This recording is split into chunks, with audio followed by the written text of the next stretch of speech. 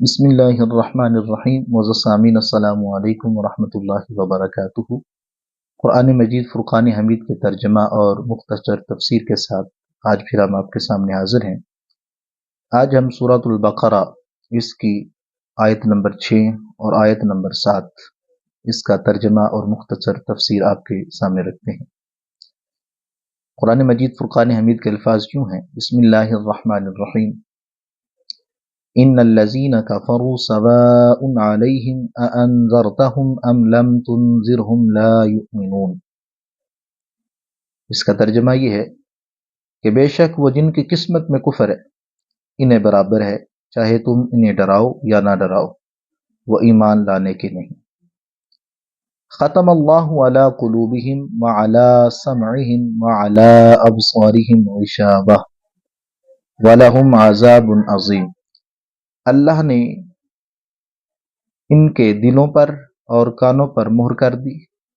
اور ان کی آنکھوں پر پردہ ہے اور ان کے لیے بڑا عذاب ہے۔ ترجمہ آپ نے سماعت فرمایا۔ اب اس کی تفسیر یہ ہے، اس آیت کا شان نزول یہ ہے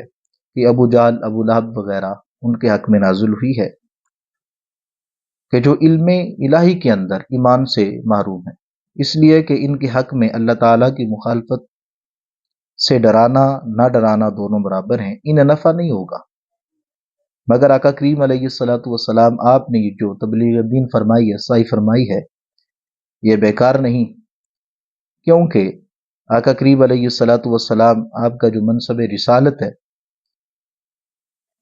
اس کا فرض رہنمائی اور اقامت حجت اور تبلیغ علاوہ جل کمال ہے۔ آقا کریم علیہ الصلوۃ والسلام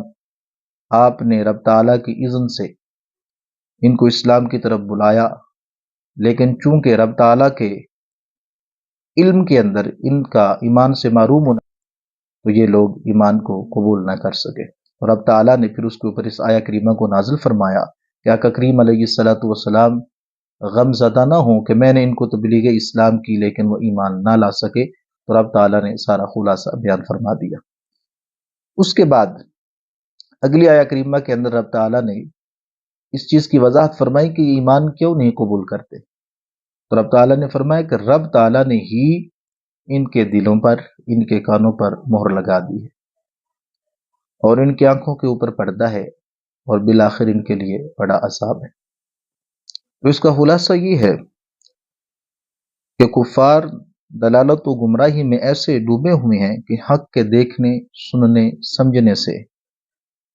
اس طرح محروم ہو گئے ہیں جیسے کسی کے دل اور کانوں پر مہر لگی ہو اور آنکھوں پر پردہ ہو۔ یہ معاملات ان کے ساتھ ہو چکے ہیں، اس وجہ سے آقا کریم علیہ الصلوۃ والسلام آپ کی بار بار تبلیغ فرمانے کے باوجود بھی یہ ایمان قبول نہ کر سکے۔ اللہ تعالیٰ کی بارگاہ میں دعا ہے کہ رب تعالیٰ قرآن پاک کی سمجھ عطا فرمائے۔